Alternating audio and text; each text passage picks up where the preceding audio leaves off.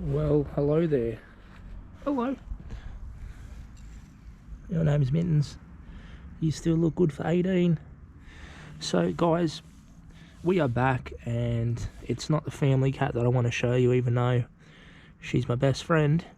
I want to show everyone the really cool 3D printed 70mm prop that I just finished printing. It took about an hour. Really happy with how it turned out. Yeah, just absolutely amazing. Couldn't say anything bad about it. I mean, look at it. It's perfect. So 3D printed 70mm prop. The only bad side I think here is yeah, if you take a look, I accidentally printed it with supports.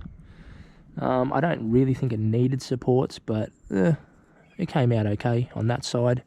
That side there is the absolute money shot. Isn't it? The money shot. So 70mm, and that thing is going on the RC boat, the 25cc one.